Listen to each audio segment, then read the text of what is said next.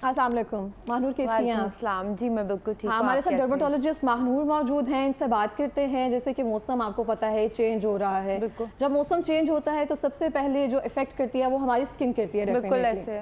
और अभी जो समर आ रहा है उसके लिए क्या टिप्स हैं हमारे लिए कि हमें सबसे पहले क्या चीज़ करनी चाहिए और क्या चीज़ अवॉइड करनी चाहिए? अच्छा, सबसे पहले तो ये घबराना छोड़ दें कि इतनी गर्मी है, बस ठीक है, अब तो मुंह पे ऑयल आ रहा है, नॉर्मल है, वॉश नहीं करना, एक्सफोलिएट नहीं करना और हमने मॉइस्चराइज नहीं करना। एग्जैक्टली, हम मॉइस्चराइज नहीं करते हैं क्योंकि ऑलरेडी बहुत ऑयल आ रहा है हमारी स्किन पर। उस ऑयल का आपके मॉइस्चराइजर से कोई ताल्लुक नहीं है। You need to moisturise. अभी मैं आपको सारा बताती हूँ।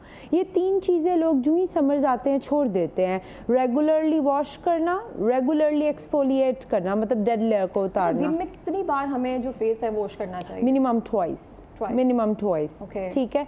और ज़रूरी नहीं है वो ट्वाइस आप किसी हैवी स्क्रबिंग या फेस वॉश के थ्रू करें। आप नॉर्मली भी किसी भी सिंपल डव सोप, पियर सोप, या फिर अगर आप बायकॉट पे हैं तो आप ये सब ना यूज़ करें तो इनके लोकल सब्स्टिट्यूट यूज़ कर लें। इसके अलावा सिंपल वाटर, प्लेन वाटर से आप स्प्लैश कर लें, फेस को अडैप्ट कर लें किसी फेशियल नैपकिन के साथ। सेकेंडली, आपने एक्सफोलिएट करना है वंस डेली, अपनी डेड लेयर को उतारना है। इन समर्स एक्सफोलिएट ज़्यादा करने से स्किन ड्राई नहीं होना शुरू हो जाती? पैची स्किन बहुत ज़्यादा बनना आप मॉइस्चराइज कर रहे हैं, उसके बाद मॉइस्चराइजर का सब्स्टिट्यूट आपका नेचुरल ऑयल नहीं है, आपका नेचुरल सीबम बिल्कुल भी नहीं है आपके मॉइस्चराइजर का सब्स्टिट्यूट। वो ऑयल प्रोड्यूस करता है जो नेचुरल आपके ग्लैंड्स हैं, और वो आपकी एक्नी को प्रमोट करता है। वो तो आपके बालों में भी है, फेस में भी है। आपने उससे वाइप ऑफ करना है थोड़ी देर के लिए। अगर आपका फेस नेचुरल इसे आप लोग समझते हैं नेचुरल मॉइस्चराइजर है, जबकि ये उसका सब्स्टिट्यूट नहीं है। ये आपके रेगुलर ग्लैंड्स का काम है, और वो ग्लैंड्स आपके उसी ऑयल को इन्फेक्ट करके पस बना सकते हैं। एक्नी की मेजर रीज़न है, या कोमिडोन बना सकते हैं। आप उसे वॉश करें। समर्स के अंदर आपने ऑयल फ्री मॉइस्चराइजर का इस्तेमाल करना है, चाहे आपकी ड्राई स्किन टेक्सचर अगर हम क्लिंजर भी कोई यूज कर रहे हैं तो वो भी ऑयल फ्री होना चाहिए? क्लिंजर भी ऑयल फ्री होना चाहिए। समर में वाटर बेस्ड जो है, gel based, not cream based और ऑयल बेस्ड। समर में मॉइस्चराइजर, क्लिंजर, इस सब को स्विच करके, चाहे आपकी ड्राई स्किन है, आप आ जाएं जेल बेस्ड पे, या फिर जो है वो वाटर बेस्ड मॉइस्चराइजर्स पे और क्लिंजर्स के ऊपर।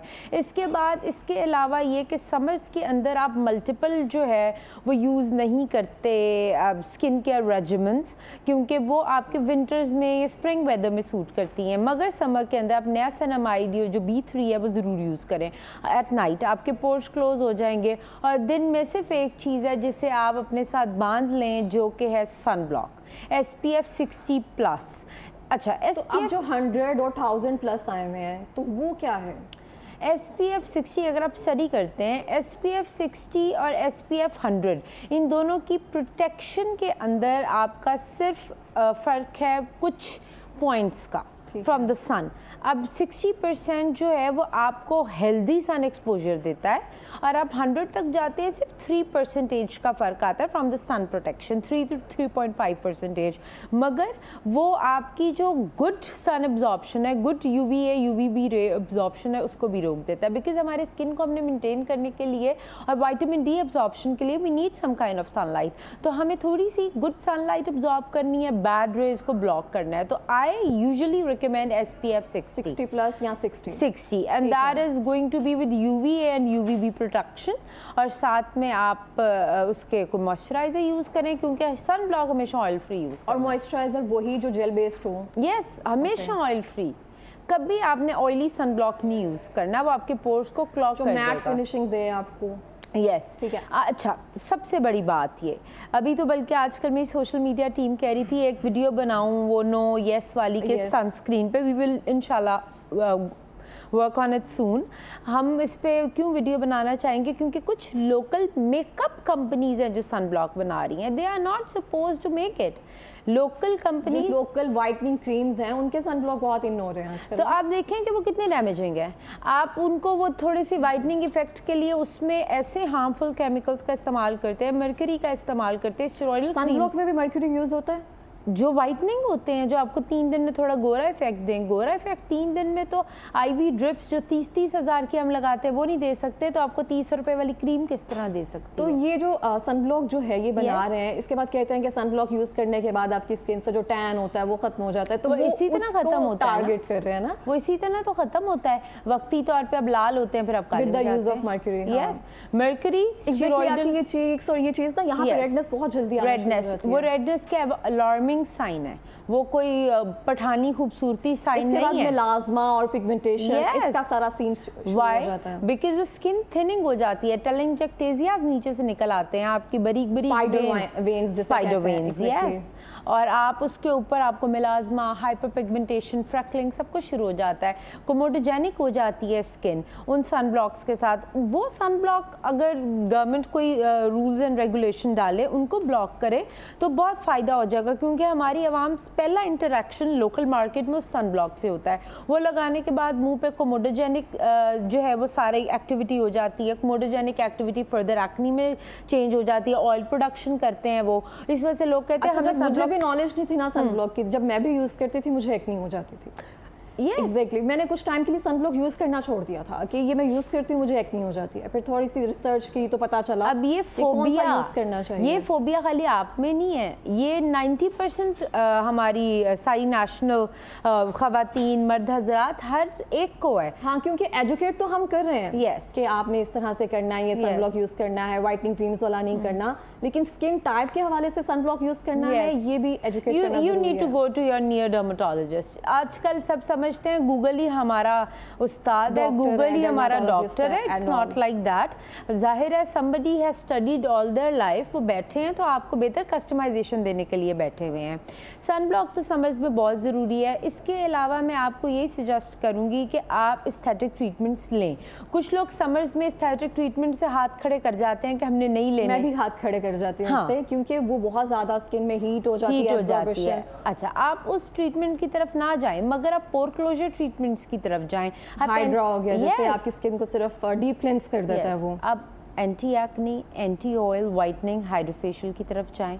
आप बिनाइन सी माइक्रो नीडलिंग कराएं। आप स्पेक्ट्रा लेज़र जो कि कार्बन पीको लेज़र होता है उसकी तरफ चले जाएं। अच्छा, वो पीको लेजर, कार्बन लेजर, ये हम गर्मियों में करवा सकते हैं? बिल्कुल करा क्योंकि सकते उसके बाद हीट बहुत ज्यादा निकलती है आपके फेस से। नो, अप्लाई सनब्लॉक, आइसिंग करें, आपके पोर क्लोज हो जाएंगे, आपकी स्किन बहुत अच्छी। मुझे तो ऐसे लगता है जैसे समर में स्किन मेंटेनेंस विंटर से बेहतर है। आप अपने पास पोर क्लोज रखें, आपके नेचुरली ऑयल प्रोड्यूस हो रहा है, वॉश करें, आपकी स्किन एक्सफोलिएट आप कर रहे हैं, इट्स रियली गुड, आपकी स्किन शाइन करती है। आप एंटीऑक्सीडेंट्स एट नाइट यूज़ करें। अगर आपकी स्किन टाइप जो है वो ड्राई है, इतनी एक्नी नहीं है आप पे, तो आप रात को एंटीऑक्सीडेंट समर में यूज़ करें, विंटर से ज़्यादा असरअंदाज होते हैं इसके अंदर। ठीक हो गया। Yes. अच्छा, मुझे ये बताएं, जो हमारी खवातीन है, घरेलू खातून है, जो घर में काम कर रही होती है, किचन में उनका ऑलमोस्ट सारा दिन गुजरता है, वो गर्मियाँ हो या सर्दियाँ हो, लेकिन उनकी स्किन केयर रूटीन ऐसा कोई नहीं होती है। रात को वो कोई भी वाइटनिंग क्रीम यूज़ कर लेती हैं या कोई क्लिनजर यूज़ कर लेती हैं, उनके लिए क्या बचाव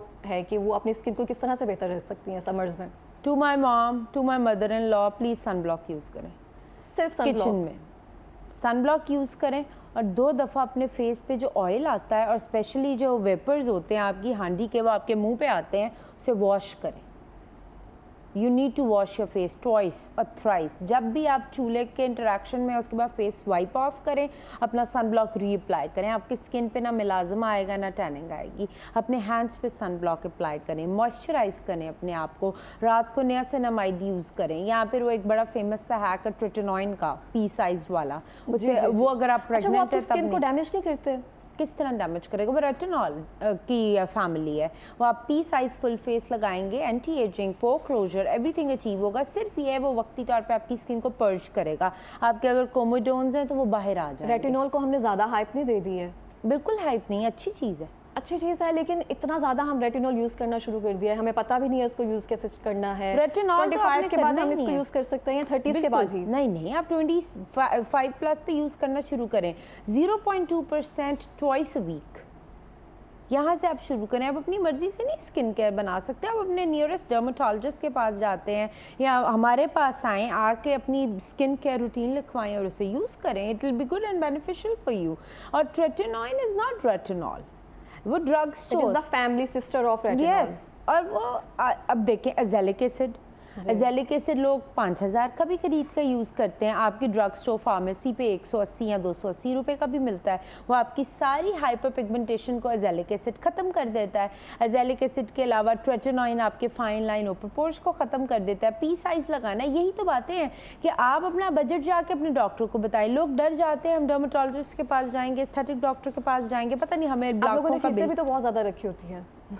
हमारी तो 1000 रुपये है और उसके अंदर जब चेकअप करवाना चाहते हैं, जो फीसेस है ना 5000 सिर्फ आपको चेकअप की फीस लेते हैं आपसे। नहीं, हमारे हम बेसिकली प्रोसीजर ओरिएंटेटेड अदारा हैं, तो हम तो नहीं करते हमारे नूर सेंटर पे, ठीक है, हम उसके ऊपर 1000 रुपया फीस लेते हैं। हाँ, ट्रीटमेंट के पैसे होते हैं, 1000 रुपये तो अफोर्डेबल है। हाँ, 1000 रुपये अफोर्डेबल है। और उसके अंदर ये नहीं है कि हम आपको मजबूर करेंगे गन पॉइंट पे ट्रीटमेंट लें, हम आपसे कहेंगे ये skin care according to your skin type और स्किन सिचुएशन। यस, अब यकीन करेंगे every day 10 to 12 pharmacy companies आती हैं कि आप हमारी स्किन केयर प्रोडक्ट्स रख लें, मेरे क्लिनिक पे अवेलेबल नहीं है। हमारा खुद का सिर्फ सन ब्लॉक है।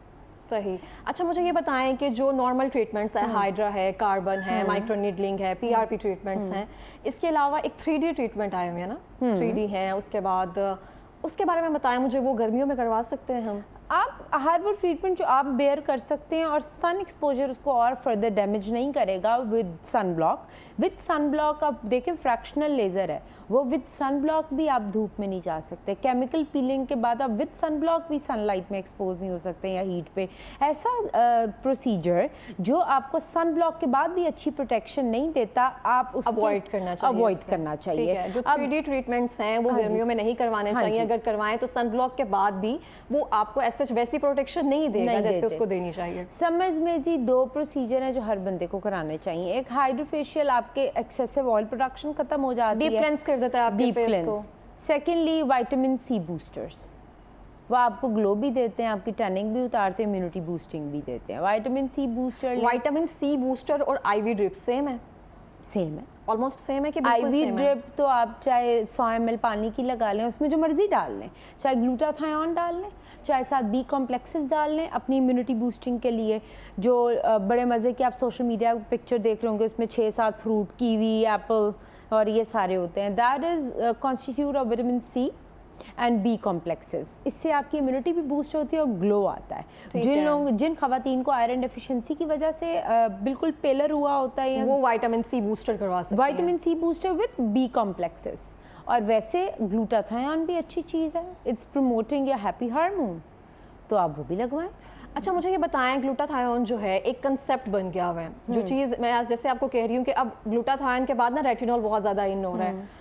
अब जो ग्लूटाथायोन है वो कहते हैं कि आपकी किडनीज को डैमेज करता है, जब आप उसके इंजेक्शंस वगैरह लेते हैं डायरेक्टली आपकी किडनीज को डैमेज करता है, आपका लिवर जो है वो उसको डैमेज काफ़ी हद तक कर देता है। तो ये बात किस हद तक दुरुस्त है? और ग्लूटाथायोन जो है आपका वाइटनिंग ट्रीटमेंट में कितनी देर तक उसको कंटिन्यू रखता है, कितने टाइम के बाद वो फेड होता है या दोबारा से आपको लेना होता है? अच्छा, एक तो ये कि ग्लूटाथायोन से पहले रिक्वायर्ड होता है एलएफटी, लिवर फंक्शनिंग टेस्ट, ठीक है। अब लिवर फंक्शनिंग टेस्ट जिसके नॉर्मल हैं, डॉक्टर ऑब्वियसली नोज बेटर कि हमने किसको लगाना है किसको नहीं लगाना। दूसरा, ये कोई इतनी मेजर ड्रग नहीं है कि वो आपको रीनल शॉक में ले जाए आपके लिवर। लेकिन मेजर ड्रग नहीं है, देखें आपने उसकी एक डोज ले ली जी, 3 माह बाद आपको दूसरी डोज लेनी पड़ेगी जी, तो मेजर ड्रग से ये कहीं ना कहीं तो आपके अंदर जाके इफेक्ट करेगी। आप एब्यूजिव ना यूज़ करें उसको, आप उसको उस डोज में यूज़ करें जिसके अंदर आपको एक अच्छा ग्लो आए। लोग ग्लूटाथायोन कराने के बाद ऑब्सेसिव हो जाते हैं बिकॉज वो सोशल रंग चिट्टा नहीं हो रहा। हाँ, रंग चिट्टा नहीं हो रहा, हमें 6 ड्रिपें और लगाएं, 12 लगाएं। हमारे सेंटर पे हम 8 से ज़्यादा ड्रिप किसी को लगाते ही नहीं है, और वो भी 15 डेज अपार्ट, क्योंकि हर ग्लूटाथायोन की चाहे आप टैबलेट्स खाते हैं, चाहे कुछ लोग दिन में 3 भी खा रहे होते हैं, वो कोई फ़र्क नहीं पड़ता, वो वेस्ट हो रही है आपकी। आपको हर अल्टरनेट क्या है अगर हम अपने जूसेस या फूड्स वगैरह इस तरह से देखें? हाँ बिल्कुल, एंटीऑक्सीडेंट चीज़ें यूज़ करें। विटामिन सी रिसेंटली स्ट्रॉबेरी गई है, बिल्कुल बहुत अच्छी एंटीऑक्सीडेंट है, सिट्रस। हाँ जी, आप यूज़ करें, आप पे ग्लो आएगा, क्यों नहीं? और फालसा आप जो आ रहा है वो एंटीऑक्सीडेंट है। फालसा, यस, आप लेमन जूस पिएं इन हॉट वाटर, हाँ, वो तो हम डेली बेसिस पर 2-3 टाइम ले सकते हैं। Yes, it's very good for you. अच्छा, वो टैबलेट्स के अल्टरनेट पर यूज़ की जा सकती हैं? टैबलेट्स मेरे ख्याल से इतनी इफेक्टिव नहीं होती ग्लूटाथायोन की। वाई? क्योंकि उसकी एब्जॉर्प्शन रेट ही बड़ा कम है इंटेस्टाइन में। चाहे आप 5 लाख mcg की ग्लूटाथायोन कंपोज होकर खा लें, वो जितनी आपके अल्लाह ताला ने निज़ाम रखा है इंटेस्टाइन में एब्जॉर्प्शन का, उतनी एब्जॉर्ब होगी ना। वो ज़्यादा तो एब्जॉर्ब नहीं हो सकती। हाँ, ब्लड स्ट्रीम में जब आप IV लेकिन अगर आपके पास पैसे ज़्यादा तो फिर आप खा सकते हैं। और अगर आप ब्लड स्ट्रीम से ग्लूटा लगवाते हैं, उसकी एब्जॉर्प्शन रेट ज़्यादा है। जब आपकी वेन से जाता है, वेन से जाता है, ब्लड स्ट्रीम से जाएगा, आपकी एब्जॉर्प्शन रेट ज़्यादा है। आप वो एब्जॉर्प्शन करवाएं और 6 to 8 लगवाएं और इस ऑब्सेशन को छोड़ दें। आप सोशल मीडिया पे जो देख रहे हैं हर जगह, इवन सम टाइम हर एक का स्टाफ यही करता है। I am not blaming anybody, even my staff, कि थोड़ा सा सोशल मीडिया पे अट्रैक्टिव हो जाए for the people who are watching us, but उस अट्रैक्टिवनेस के अंदर somewhere we are damaging the normal people, the layman person. वो ये इमेजिन कर लेते हैं कि ऐसे से ऐसा हो जाता है। बड़े मज़े का वाक़या है, मेरी एक पेशेंट हैं, वो बहुत ट्रीटमेंट्स कराती हैं। इवन सोशल मीडिया पे वो गूगल पिक्चर, एक सेलिब्रिटी, उन्हें नहीं पता था सेलिब्रिटी है, कोई ऑस्ट्रेलियन सेलिब्रिटी थी, ले आई, ये वाला ट्रीटमेंट होगा। मैंने कहा एडिटेड पिक्चर है, तो लोग एडिटेड पिक्चर को रियल समझ के उसे चेज करते हैं ड्रीम बना के। उसके नतीजे में रीनल फेलियर्स होते हैं, उसके नतीजे में लिवर डैमेजेस होते हैं। जब आप पेशेंट को सजेस्ट ही करेंगे 20-25 ड्रिप्स, तो फिर डैमेजेस नहीं होंगे। ऐसे ही है, मेरा जो थीसिस था वो एस्थेटिक्स पे ही था, कि किस तरह से हम सोशल मीडिया पे देखते हैं और हम किस तरह से अट्रैक्ट होते हैं। क्योंकि मैं भी वो देखते देखते ही प्रोसीजर्स की तरफ जाना शुरू किया था। अपनी स्किन के साथ बहुत खेल रहा है मैंने, डैमेज किया स्किन को, फिर जाकर थोड़ा बहुत समझ आना शुरू किया। तो लाहौर बेस्ड सर्वे था मेरा, उसमें था कि 60% लोग जो है ना, वो सिर्फ सोशल मीडिया को देखते हुए, सेलिब्रिटीज़ को देखते हुए कि फलां ये ट्रीटमेंट ले रहा है। जैसे हम पहले हेयर कट्स लेते थे, किसी का हेयर कट लेकर चले जाते थे कि हमें ऐसा हेयर कट कर दे, अब same as it is, nose ऐसी चाहिए और चिक्स बोन ऐसे चाहिए। अच्छा, अभी परसों मेरे पास USA से एक पेशेंट आई। अच्छा, ज़्यादातर इंटरनेशनल क्लाइंटल आता है, कॉज मैं एस्थेटिक सर्जरी करती हूँ। अब वो आए, ज़िद बना ली कि हमें फ़लाँ डॉक्टर है, मतलब डॉक्टर थी वल्लाह आलम के नहीं थी, हमें डर्मल फिलर्स करने हैं। अब उन पेशेंट को ट्रस्ट मी डर्मल फिलर्स की ज़रूरत नहीं थी। मैंने रिफ्यूज़ कर दिया पेशेंट को। 2 घंटा बैठे रहे, वो कहते रहे हमें फ़लाँ डॉक्टर ने कहा है, आपको शायद समझ नहीं। मैंने कहा जी मुझे समझ नहीं है, आप चले जाएँ, आपको डर्मल फिलर करें किधर। अब लोगों को सोशल मीडिया ने ख़राब किया, उसके अलावा जो नॉन डॉक्टर्स हैं वो एस्थेटिशियन बन गए। ठीक है। अच्छा, मुझे बताएं कि बच्चे बाहर बहुत ज़्यादा खेलते हैं, गर्मियों में वेकेशंस होती है ना उनकी, तो और उनका कोई काम नहीं होता कि बाहर खेलना होता है, उनकी स्किन पे बहुत ज़्यादा इफेक्ट पड़ जाता है, उनकी स्किन टैनिंग हो जाती है, चोट लग जाती है उनको काफ़ी। उसके बारे में थोड़ा बताएं। अच्छा, उसके माओं बारे को क्या एहतियात करनी चाहिए? अच्छा, माओं को सन ब्लॉक लगाना चाहिए। दूसरा बच्चों पे भी? बिल्कुल, बच्चों पे भी 60+ ही लगाना चाहिए। 60+ बच्चों की अक्सर किड्स SPF डिफरेंट होते हैं, बिकॉज बच्चे अभी ग्रो कर रहे होते हैं, उनकी UVA UVB प्रोटेक्शन के लेवल्स डिफरेंट होते हैं। आप कोशिश करें, अगर आप अफोर्ड करते हैं, कि बच्चों को सन ब्लॉक किड्स केयर वाला लगाएं। उसकी कॉम्पोजिशन, उसके केमिकल कॉम्पोजिशन डिफरेंट होती है, बट लगाएं 50+ ही उनको, 60+ नहीं 50+, because kids are suppose to absorb the sunlight. मैं नहीं इस हक में कि बच्चों को ज़्यादा रोका जाए, थोड़ी सी टैनिंग हो भी जाती है तो क्या जाता है, बच्चे हैं वो, राइट। और दूसरा ये, और जो उनको चोट लग जाती है, निशान वगैरह रह जाते हैं, वो अगली गर्मियों तक भी वैसे ही रह रहे होते हैं। निशान तो जी जो आपकी मेम्ब्रेन्स ने ले लिया वो तो रह गया। कोई ऑइंटमेंट हम लगा लें, उसको कैसे उसको ट्रीट किया जाए? एक तो इंस्टेंट आप पॉलीफैक्स लगाना शुरू कर दें, आपकी हीलिंग बैरियर बहुत अच्छा हो जाता है, स्कार उस तरह से नहीं आता पॉलीफैक्स से। और फिर स्कार फ्री क्रीम्स मार्केट में मेलोडर्म के नाम से भी है, जो कि एक्सट्रीम एक्सपेंसिव है, उसी का ऑल्टरनेटिव लोकल अब इतने अच्छे बन गए हैं। सिलिकॉन बेस्ड स्कार क्रीम अगर आप अपनी चोट के 3 हफ्ते के बाद लगाना शुरू कर देते हैं और 3 महीने लगाते हैं, आपकी चोट 90% खुद ही डिजोल्व हो जाती है। ठीक हो गया। अब थोड़ी सी हम ना लड़कों की भी बात कर लेते हैं। वो बाइक पर जाते हैं बाहर और हेलमेट वेयर करते हैं, ग्लव्स वेयर करते हैं, कि उनका बहुत ज़्यादा इशू होता है। इतने बाजू जो होते हैं ना उनके, वो बहुत ज़्यादा टैन हो चुके होते हैं, उनका फेस, उनके लिए भी सनब्लॉक ही है कि वो भी कोई ट्रीटमेंट वगैरह ले सकते हैं? सनब्लॉक लें और ग्लूटाथायोन या विटामिन C की IV ले लें मंथली।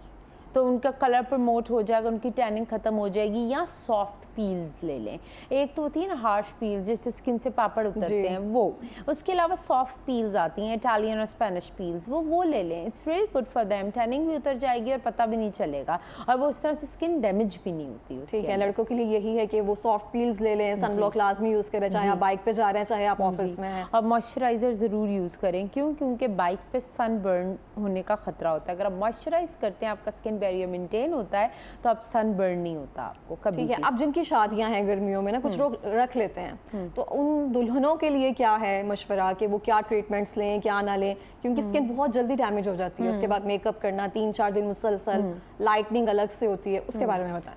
हाइड्रोफेशियल मेडिकेटेड डॉक्टर से कितने महीने पहले लेना शुरू करते हैं? आपने कभी भी स्किन प्रिपेयर करनी है किसी चीज़ के लिए, आप 3 मंथ पहले शुरू करेंगे। ठीक है, उसके अलावा मेडिकेटेड हाइड्रोफेशियल डॉक्टर से। दूसरा, ये अपने आयरन डेफिशिएंसीज, बी कॉम्प्लेक्सेस की डेफिशिएंसी, ये एस्थेटिक से हट के बता पानी ज़्यादा पिएं, ये पानी ज़्यादा पिएं, हाइड्रेशन तो ज़रूरी है ना, हाइड्रेशन, स्किन हाइड्रेशन और आपकी बॉडी हाइड्रेशन में फ़र्क है, राइट। अपनी स्किन को हाइड्रेट रखें, अपना बी कॉम्प्लेक्सेस स्किन पे यूज़ करें, नियासिनामाइड वगैरह, ठीक है।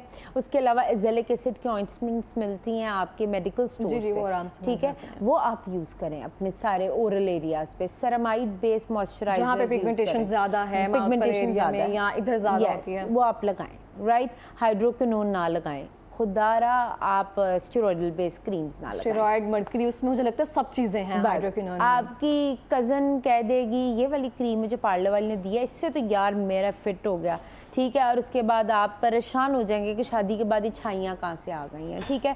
और यकीन करें, when it comes to aesthetic treatment, सबसे ज़्यादा चैलेंजिंग मेरे लिए पिगमेंटेशन है। जो क्रीमें इतनी ज़्यादा लगाकर स्किन आपके पास आती है, उनकी स्पाइडर वेन्स नज़र आ रही होती है, स्किन पतली हो गई होती है, मिलाजमा अलग से होता है, उसको कितना मुश्किल है ट्रीट करना। एक दफ़ा तो मेरी जान निकल जाती है, अब मैं क्या करूँ, अब रह क्या गया ना जो मेरे पास लेकर आए हो। और उसके बाद मैं शुरू PRP से करती हूँ ताकि स्किन दोबारा से रिजुविनेशन हो। ये मेरा सीक्रेट हैक है। पेशेंट फौरन कहेगा नहीं मेरी छाई खत्म, मैंने कहा छाई पे अभी ना जाओ, हम स्किन ठीक कर लें, स्किन वापस मोटी हो जाए, फिर हम आगे जाएंगे। PRP से शुरू करती हूँ। केमिकल पील कभी भी नहीं करनी, जो एस्थेटिक डॉक्टर्स भी देख रहे हैं, ठीक है, या एस्थेटिशियंस देख रहे हैं, पील नहीं करनी स्किन डैमेज के ऊपर कभी भी। स्टेरॉइडल बेस्ड डैमेज पे chemical peeling can cause worst effects.